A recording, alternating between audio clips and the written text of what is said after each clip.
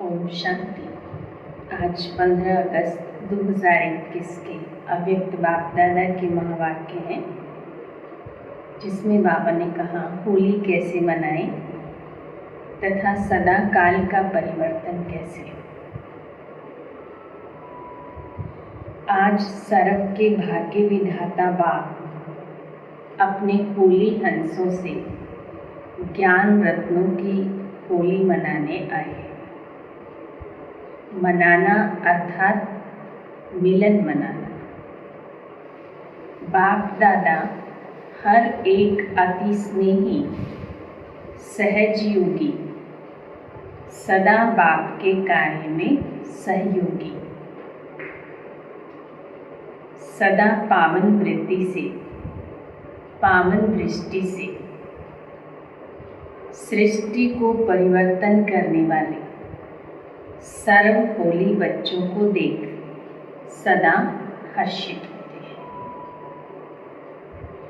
पावन तो आजकल के गाए हुए महात्माएं भी बनते हैं, लेकिन आप श्रेष्ठ आत्माएं, होलीएस्ट, हाईएस्ट होली बनते, अर्थात संकल्प मात्र, स्वपन मात्र भी अपवित्रता वृत्ति को, दृष्टि को पावन स्थिति से नीचे नहीं ला सकते। हर संकल्प अर्थात स्मृति पावन होने के कारण वृत्ति दृष्टि स्वतः ही पावन हो जाती है। न सिर्फ आप पावन बनते हो, लेकिन प्रकृति को भी पावन बना देते हो। इसलिए पावन प्रकृति के कारण भविष्य अनेक जन्म शरीर भी पावन मिलते हैं।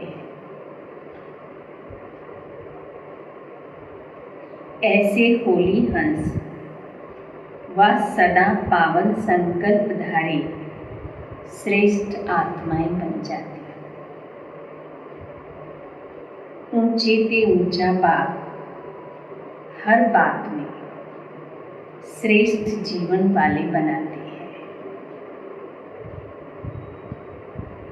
पवित्रता भी ऊंचे ते ऊंची पवित्रता, साधारण पवित्र आत्माएं आप महान पवित्र आत्माओं के आगे मन से मानने का नमस्कार करेंगे कि आपकी पवित्रता अति श्रेष्ठ है।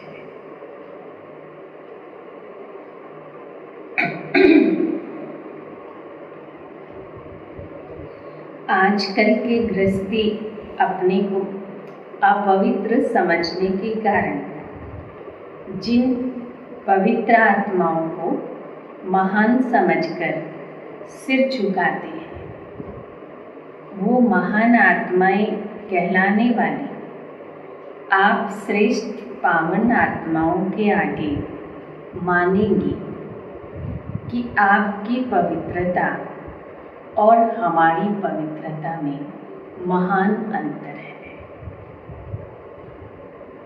ये होली का उत्सव आप पावन आत्माओं के पावन बनने की विधि का यादगार है,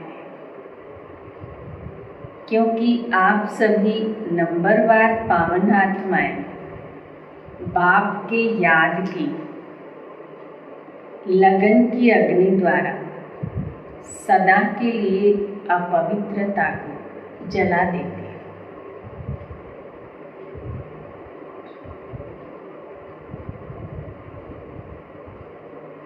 इसलिए पहले जलाने की होली मनाते हैं, फिर रंग की होली व मंगल मिलन मनाते हैं।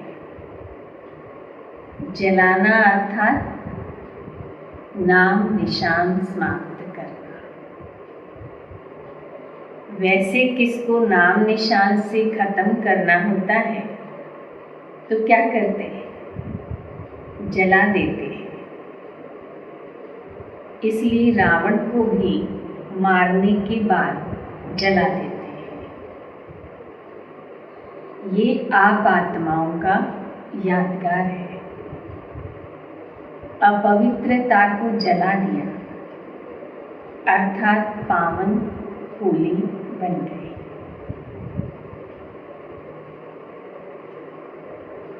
बाप दादा सदैव सुनाते ही हैं कि ब्राह्मणों की होली मनाना अर्थात होली पवित्र बनाना। तो ये चेक करो कि अपवित्रता को सिर्फ मारा है या जलाया है। मरने वाले फिर भी जिंदा हो जाते हैं। कहाँ न कहाँ श्वास छिपा रह जाता है, लेकिन जलाना अर्थात नाम निशान समाप्त करना। कहाँ तक पहुँचे हैं अपने आप को चेक करना। स्वप्न में भी अपवित्रता का छिपा हुआ श्वास फिर से जीवित नहीं होना चाहिए। इसको कहते हैं श्रेष्ठ पावन आत्मा। संकल्प से स्वप्न भी परिवर्तित हो जाते हैं। आज वतन में बाप दादा बच्चों के समय प्रति समय संकल्प द्वारा व लिखित द्वारा बाप से किए हुए वायदे देख रहे थे। चाहे स्थिति में महारथी, चाहे सेवा में महारथी, दोनों के समय प्रति समय के वायदे बहुत अच्छे किए हुए हैं। महारथी भी दो प्रकार के हैं। एक है अपने वरदान व वर्षे की प्राप्ति के पुरुषार्थ के आधार से महारथी, और दूसरे हैं कोई न कोई सेवा की विशेषता के आधार से महारथी। कहलाते दोनों ही महारथी हैं, लेकिन जो पहला नंबर सुनाया स्थिति के आधार वाले, वो सदा मन से अतीन्द्रिय सुख के, संतुष्टता के, सर्व के दिल के स्नेह के प्राप्ति स्वरूप के झूले में झूलते रहते हैं। और दूसरा नंबर सेवा की विशेषता के आधार वाले, तन से अर्थात बाहर से सेवा की विशेषता के फलस्वरूप संतुष्ट दिखाई देगी। सेवा की विशेषता के कारण सेवा के आधार पर मन की संतुष्टता है। सेवा की विशेषता कारण सर्व का स्नेह भी होगा, लेकिन मन से व दिल से सदा नहीं, कभी बाहर से कभी दिल से। लेकिन सेवा की विशेषता महारथी बना देती है। गिनती में महारथी की लाइन में आता है। तो आज बाप दादा महारथी व पुरुषार्थी दोनों के वायदे देख रहे थे। अभी अभी नज़दीक में वायदे बहुत किए हैं, तो क्या देखा? वायदे से फायदा तो होता है, क्योंकि दृढ़ता का फुल अटेंशन रहता है। बार बार वायदे की स्मृति दिलाती है। इस कारण थोड़ा बहुत परिवर्तन भी होता है, लेकिन बीज दबा हुआ रहता है। इसलिए जब ऐसा समय व समस्या आती है तो समस्या व कारण का पानी मिलने से दबा हुआ बीज फिर से पत्ते निकालना शुरू कर देता है। सदा के लिए समाप्त नहीं होता है। बाप दादा देख रहे थे जलाने की होली किन्होंने मनाई है।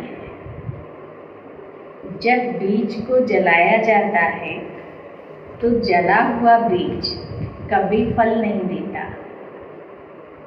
वायदे तो सभी ने किए कि बीती को बीती कर जो अब तक हुआ, चाहे अपने प्रति चाहे औरों के प्रति, सर्व को समाप्त कर परिवर्तन करेंगे। सभी ने अभी अभी वायदे किए हैं ना। रूह रिहान में सभी वायदे करते हैं ना। हर एक का रिकॉर्ड बाप दादा के पास है। बहुत अच्छे रूप से वायदे करते हैं। कोई गीत कविता द्वारा, कोई चित्रों द्वारा। बाप दादा देख रहे थे जितना चाहते हैं उतना परिवर्तन क्यों नहीं होता। कारण क्या है? क्यों नहीं सदा के लिए समाप्त हो जाता? तो क्या देखा? अपने प्रति व दूसरों के प्रति संकल्प करते कि ये कमजोरी फिर आने नहीं देगी। व दूसरों के प्रति सोचते हो कि जिस किसी आत्मा से हिसाब किताब चुकतू होने के कारण संकल्प, बोल व कर्म में संस्कार टकराते हैं, उनका परिवर्तन करेंगे। लेकिन समय पर फिर से क्यों रिपीट होता है? उसका कारण सोचते हो कि आगे से इस आत्मा के इस संस्कार को जानते हुए स्वयं को सेफ रख उस आत्मा को भी शुभ भावना, शुभकामना देंगे। लेकिन जैसे दूसरे की कमजोरी देखने, सुनने व ग्रहण करने की आदत नेचुरल और बहुत काल की हो गई है, ये आदत नहीं रखेंगे। ये तो बहुत अच्छा, लेकिन उसके स्थान पर क्या देखेंगे? क्या उस आत्मा से ग्रहण करेंगे? वो बार बार अटेंशन में नहीं रखते। ये नहीं करना है, ये तो याद रहता है, लेकिन ऐसी आत्माओं के प्रति क्या करना है, क्या सोचना है, क्या देखना है, ये बातें नेचुरल अटेंशन में नहीं रहती। जैसे कोई स्थान खाली रहता, उसको अच्छे रूप से अगर यूज नहीं करते तो खाली स्थान में कीचड़ा या मच्छर आदि स्वतः ही पैदा हो जाते हैं, क्योंकि वायुमंडल में मिट्टी, धूल, मच्छर आदि हैं ही। तो वो फिर से थोड़ा थोड़ा करके बढ़ जाता है, क्योंकि जगह भरी नहीं है। तो जब भी आत्माओं के संपर्क में आते हो पहले नेचुरल परिवर्तन किया हुआ श्रेष्ठ संकल्प का स्वरूप स्मृति में आना चाहिए, क्योंकि नॉलेजफुल तो हो ही जाते हो।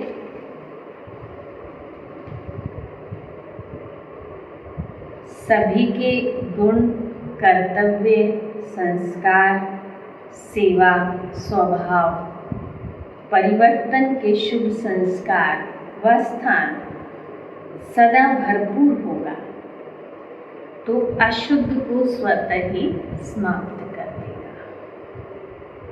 जैसे सुनाया था, कई बच्चे जब याद में बैठते हैं, वह ब्राह्मण जीवन में चलते फिरते याद का अभ्यास करते हैं तो याद में शांति का अनुभव करते हैं, लेकिन खुशी का अनुभव नहीं करते। सिर्फ शांति की अनुभूति कभी माथा भारी कर देती है और कभी निद्रा की तरफ ले जाती है। शांति की स्थिति के साथ खुशी नहीं रहती, तो जहाँ खुशी नहीं वहाँ उमंग उत्साह नहीं होता और योग लगाते भी अपने से संतुष्ट नहीं होते, थके हुए रहते हैं, सदा सोच की मूड में रहते हैं, सोचते ही रहते हैं। खुशी क्यों नहीं आती, इसका भी कारण है, क्योंकि सिर्फ ये सोचते कि मैं आत्मा, बिंदु, ज्योति स्वरूप हूँ, बाप भी ऐसा ही है, लेकिन मैं कौन सी आत्मा हूँ? मुझ आत्मा की विशेषता क्या है? जैसे मैं पद्मा पदम भाग्यवान आत्मा हूँ, मैं आदि रचना वाली आत्मा हूँ, मैं बाप के दिल तक नशीन होने वाली आत्मा हूँ। ये विशेषताएं जो खुशी दिलाती है वो नहीं सोचते।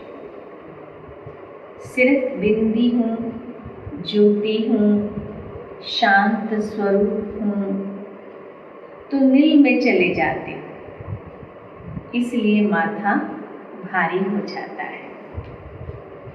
ऐसे ही जब स्वयं के प्रति व अन्य आत्माओं के प्रति परिवर्तन का दृढ़ संकल्प करते हैं तो स्वयं प्रति व अन्य आत्माओं के प्रति शुभ श्रेष्ठ संकल्प व विशेषता का स्वरूप सदा इमर्ज रूप में रखो तो परिवर्तन हो जाएगा। जैसे ये संकल्प आता है कि ये है ही ऐसा, ये होगा ही ऐसा, ये करता ही ऐसे है, इसके बजाय ये सोचो कि ये विशेषता प्रमाण विशेष ऐसा है। जैसे कमजोरी का ऐसा और वैसा आता है, वैसे श्रेष्ठता व विशेषता का ऐसा वैसा है, ये सामने लाओ। स्मृति को, स्वरूप को, वृत्ति को, दृष्टि को परिवर्तन में लाओ। इस रूप से स्वयं को भी देखो और दूसरों को भी देखो। इसको कहते हैं स्थान भर दिया, खाली नहीं छोड़ा। इस विधि से जलाने की होली मनाओ। अपने प्रति व दूसरों के प्रति ऐसे कभी नहीं सोचो कि देखो हमने कहा था ना ये बदलने वाले हैं ही नहीं, लेकिन उस समय अपने से पूछो कि क्या मैं बदला हूँ। स्व परिवर्तन ही औरों का भी परिवर्तन सामने लाएगा। हर एक ये सोचो कि पहले मैं बदलने का एग्जाम्पल बनूं। इसको कहते होली जलाना। जलाने के बिना मनाना नहीं होता, पहले जलाना ही होता है। क्योंकि जब जला दिया अर्थात स्वच्छ हो गए, श्रेष्ठ पवित्र बन गए, तो ऐसी आत्मा को स्वतः ही बाप के संग का रंग सदा लगा हुआ ही रहता है। सदा ही ऐसी आत्मा बाप से व सर्व आत्माओं से मंगल मिलन अर्थात कल्याणकारी श्रेष्ठ शुभ मिलन मनाती ही रहती है। समझा? ऐसी होली मनानी है ना, जहाँ उमंग उत्साह होता है वहाँ हर घड़ी उत्सव है ही। तो खुशी से खूब मनाओ, खेलो, खाओ, मौज करो, लेकिन सदा होली बन मिलन मनाते रहो। अच्छा, सदा हर सेकंड बाप द्वारा वरदान की मुबारक लेने वाले, सदा हर ब्राह्मण आत्मा द्वारा शुभ भावना की मुबारक लेने वाले, सदा अति श्रेष्ठ पावन आत्माओं को, सदा संग के रंग में रंगी हुई आत्माओं को, सदा बाप से मिलन मनाने वाली आत्माओं को बाप दादा का याद प्यार और नमस्ते। रूहानी बच्चों की रूहानी बाप को नमस्ते। पर्सनल मुलाकात के समय वरदान के रूप में उच्चारे हुए महावाक्य। पहला, सदा अपने को बाप की याद की छत्र छाया में रहने वाली श्रेष्ठ आत्मा अनुभव करते हो। छत्र छाया ही सेफ्टी का साधन है। इस छत्र छाया से संकल्प में भी अगर पांव बाहर निकालते तो क्या होगा? रावण उठाकर ले जाएगा और शोक वाटिका में बिठा देगा। तो वहां तो जाना नहीं है। सदा बाप की छत्र छाया में रहने वाली बाप की स्नेही आत्मा हो, इसी अनुभव में रहो। इसी अनुभव से सदा शक्तिशाली बन आगे बढ़ते रहेंगे। दूसरा, सदा अपने को बाप दादा की नजरों में समाई हुई आत्मा अनुभव करते हो। नैनों में समाई हुई आत्मा का स्वरूप क्या होगा? आंखों में क्या होता है? बिंदी। देखने की सारी शक्ति बिंदी में है ना। तो नैनों में समाई हुई अर्थात सदा बिंदी स्वरूप में स्थित रहने वाली ऐसा अनुभव होता है ना, इसको ही कहते हैं नूरे रतन। तो सदा अपने को इस स्मृति से आगे बढ़ाते रहो।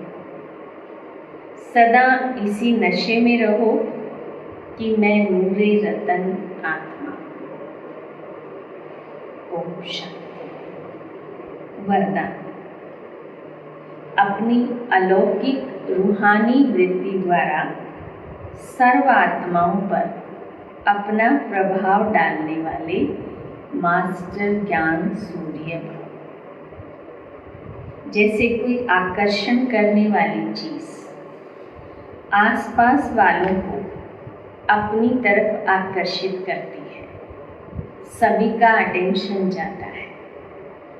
वैसे जब आपकी वृत्ति अलौकिक रूहानियत वाली होगी तो आपका प्रभाव अनेक आत्माओं पर स्वतः पड़ेगा। अलौकिक वृद्धि अर्थात न्यारे और प्यारेपन की स्थिति स्वतः अनेक आत्माओं को आकर्षित करती है। ऐसी अलौकिक शक्तिशाली आत्माएं मास्टर ज्ञान सूर्य बन अपना प्रकाश चारों ओर फैलाती है। स्लोगन: सदा स्वमान की सीट पर स्थित रहो तो सर्व शक्तियाँ आपका ऑर्डर मानती रहेंगी। ओम शांति।